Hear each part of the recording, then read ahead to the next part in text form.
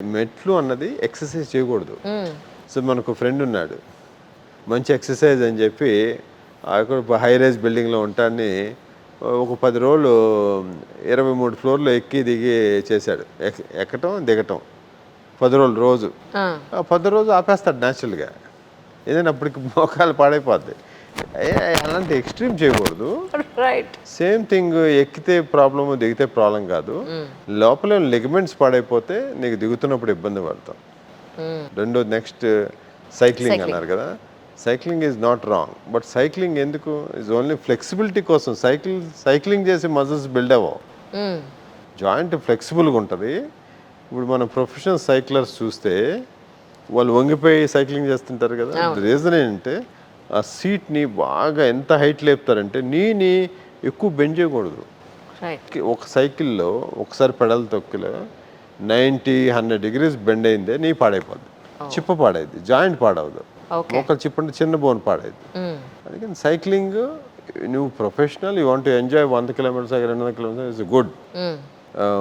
నీ flexibility tight నీ is good, no problem. But నీతో ఎక్సర్సైజ్ సైక్లింగ్ చేసి కండబలం రాదు. నువ్వు కండబలం రావాలంటే దాంట్లో టెన్షన్ ఎక్కువ పెంచుకొని టైట్ సైక్లింగ్ చేసినట్టుంటే అప్పుడు నీ పని. Walking is best exercise you can do. Running is excellent. ఇప్పుడు మనం చూస్తే లాస్ట్ 15 yearsలో, ఇప్పుడు last year was 10 years or 11 years Hyderabad marathon. Number of people పరిగెత్తే వాళ్ళు ప్రతి సంవత్సరం వేలు యాడ్ అవుతా ఉన్నారు. అవేర్నెస్ పెరుగుతుంది.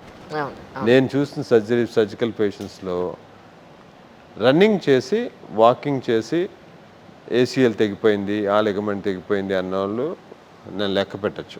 అంతే. స్పోర్ట్స్ ఆడి అంటే వీక్ అంతా సాఫ్ట్వేర్ వాళ్ళు కష్టపడి సిస్టమ్స్ మీద పనిచేసి వీకెండ్ రాగానే టీనేజర్స్ అయిపోయి ఫుల్ ఫ్లెడ్జ్లో గేము, బ్యాడ్మింటను, వాలీబాల్ ఆడిది.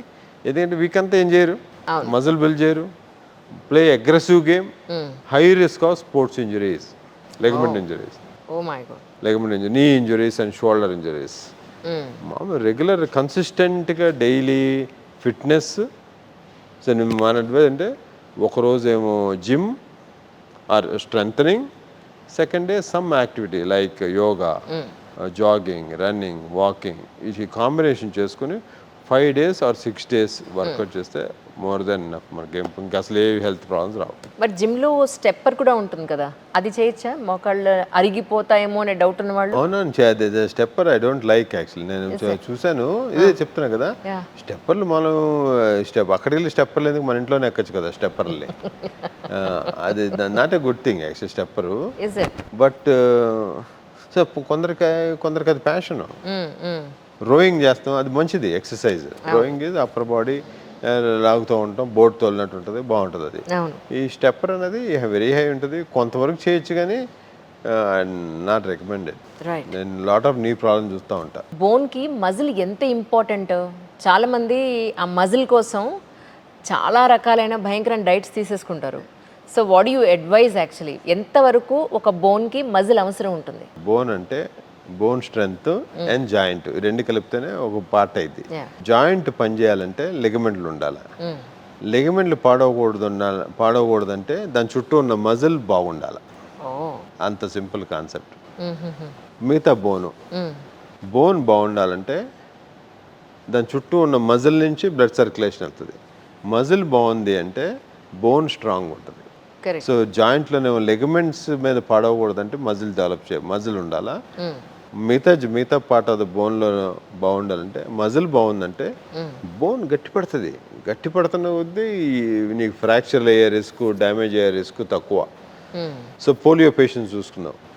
పోలియో వాళ్ళకి ఏముంటుంది, నర్వ్ సప్లై ఉండదు కాబట్టి లెగ్కి బోన్స్ బాగుంటాయి, వాళ్ళకి మజిల్ ఉండదు.